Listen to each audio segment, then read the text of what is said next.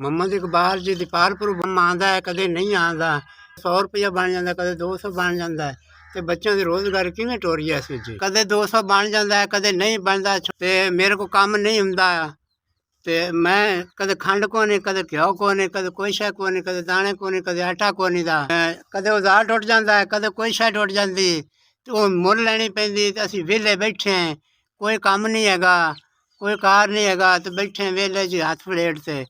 ਕੰਮ ਆ ਗਿਆ ਤਾਂ ਕਰ ਲਿਆ, ਜੇ ਨਾ ਆਇਆ ਤੇ ਭੁੱਖੇ ਬੈਠਣ। ਬੱਚਿਆਂ ਦੀ ਸ਼ਾਦੀ ਕਰ ਦਿੱਤੀ ਹੈ, ਬੱਚੇ ਫਰਾਰ ਹੋ ਗਏ ਨੂੰ। ਉਹ ਮੇਰੇ ਕੋਲ ਆਉਂਦੇ ਜਾਂਦੇ ਕੋ ਨਹੀਂ। ਕਦੇ ਦੁੱਧ ਲੈਣਾ ਪੈਂਦਾ ਹੈ, ਕਦੇ ਮਿਰਚ ਲੂਣ ਲੈਣੀ ਪੈਂਦੀ, ਕਦੇ ਚੀਨੀ ਕੋ ਨਹੀਂ। ਮਕਾਨ ਕਿਰਾਏ ਦਾ ਹੈ ਤੇ ਉਹ ਲੈ ਤੇ ਗੁਜ਼ਾਰਾ ਕਰਦੇ ਪਏ। ਕਦੇ ਕੰਮ ਨਹੀਂ ਵੀ ਆਉਂਦਾ ਤੇ ਮੈਂ ਆਪ ਬੁੱਢਾ ਬੰਦਾ ਹੈਗਾ ਤੇ ਮੇਰੇ ਕੋਲ ਕੰਮ ਵੀ ਹੁਣ ਨਹੀਂ ਹੁੰਦਾ। ਤੇ ਮੈਂ ਮਸੇ ਨਾਲ ਰੋਜ਼ ਨੂੰ ਧੱਕੇ ਦਿੰਦਾ ਫਿਰਨਾ ਹੈਗਾ।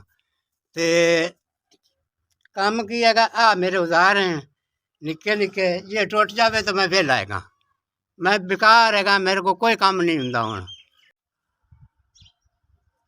SVS ਤੁਹਾਡੀ ਤਰਫੋਂ ਮੈਨੂੰ 5000 ਰੁਪਇਆ ਮਿਲ ਗਿਆ ਹੈ। ਅੱਲਾਹ ਤਾਲਾ ਤੁਹਾਨੂੰ ਇੰਨਾ ਕੁ ਦੇਵੇ ਵੀ ਅਸੀਂ ਵੇਖ ਵੀ ਨਾ ਸਕੀਏ। ਅੱਲਾਹ ਤੁਹਾਨੂੰ ਤੰਦਰੁਸਤੀ ਦੇਵੇ, ਅੱਲਾਹ ਤੁਹਾਡੇ ਬੱਚਿਆਂ ਦੀ ਆਜ਼ਾਦੀ ਕਰੇ, ਤੁਹਾਡੇ ਬੱਚਿਆਂ ਨੂੰ ਦਵਾਈ ਦੇ ਸਾਂ।